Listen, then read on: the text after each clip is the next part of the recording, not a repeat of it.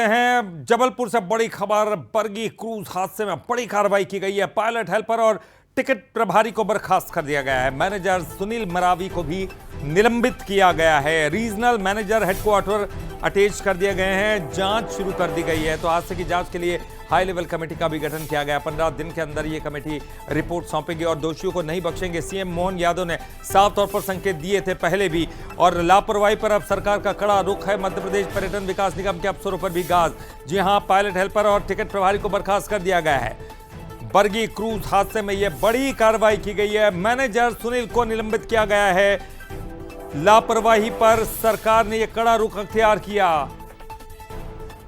तो मध्य प्रदेश पर्यटन विकास निगम के अफसरों पर भी गाज। दोषियों को बिल्कुल भी बख्शा नहीं जाएगा। जांच की जा रही है, रिपोर्ट आएगी, उसके बाद और भी बड़ी कार्रवाइयां हो सकती हैं। तो 15 दिन के अंदर ये टीम जो है वो रिपोर्ट सौंपेगी और दोषियों को नहीं बख्शेंगे। मुख्यमंत्री डॉक्टर मोहन यादव ने साफ कह दिया है।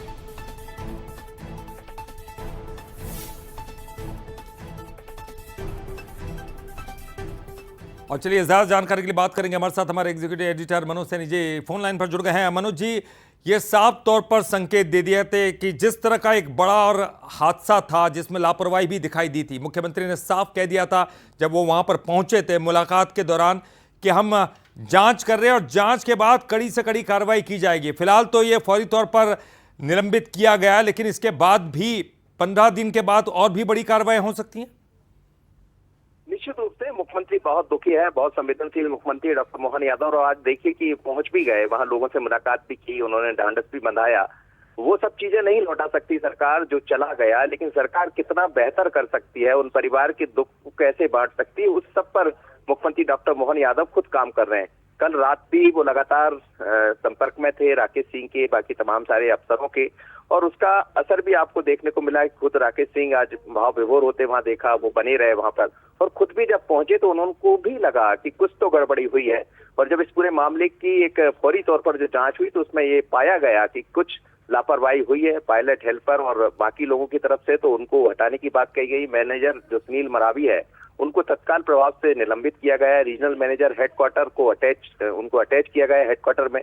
तो इसका मकसद यही है कि सरकार किसी को नहीं बख्शने वाली। और जो 15 दिन की आप बात कर रहे हैं, सरकार इसकी कई स्तर पर जांच करा रही है और जैसे ही जांच रिपोर्ट आएगी तो फिर आपको और बड़ी कार्रवाई होते दिखाई देगी। लेकिन सरकार उन परिवारों के साथ पूरी तरह खड़े हैं डॉक्टर मोहन यादव, जिन्होंने अपनों को खोया है, और उसके अलावा और क्या बेहतर किया जा सकता है ताकि इस तरह के घटनाक्रम की पुनरावृत्ति ना हो, तो उस पर भी ध्यान लगाए। लेकिन ये बड़ी कार्रवाई है मुख्यमंत्री डॉक्टर मोहन यादव के पहुंचने के साथ ही कि 2 लोगों पर गाज गिरी है। चलिए, बहुत बहुत शुक्रिया मनोज जी इस पूरी जानकारी के लिए, बातचीत करने के लिए। तो देखिए, बरगी डैम की घटना पर मुख्यमंत्री एक्शन में है और उन्होंने खुद वहां पर पहुंचकर जानकारी ली। उन्होंने ये कहा कि सरकार हर कदम पर पीड़ितों के साथ है। तो मुख्यमंत्री एक्शन में है। उन्होंने कहा कि सरकार हर कदम पर पीड़ितों के साथ है। 3 बिंदुओं पर हादसे की जांच होगी। स्पष्ट उन्होंने कह दिया कि 3 बिंदु है जिन पर हादसे की जांच होगी। क्रूज हादसे के पीड़ितों से भी मुलाकात की है।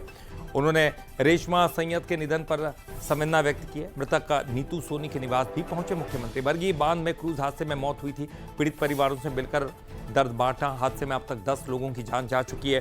क्रूज में तकरीबन 43 से 47 पर्यटक सवार थे, क्योंकि 5 साल के ऊपर के लोगों को ही टिकट दिया जाता है, उससे नीचे नहीं। तो ऐसे में संख्या 43 से 47 के बीच हो सकती है। बरगी डैम में ये गुरुवार के शाम को ये बड़ा हादसा हुआ था। तो मुख्यमंत्री पहुंचे। मुख्यमंत्री पहुंचने के बाद उन्होंने घायलों से मुलाकात की। ये वो शख्स है जिन्होंने 5 घंटे तक जिंदगी और मौत से जूझते हुए अपनी जान बचाई है, और उन्हीं से मुलाकात करने के लिए पहुंचे और पूरी घटना की उनसे जानकारी भी ली।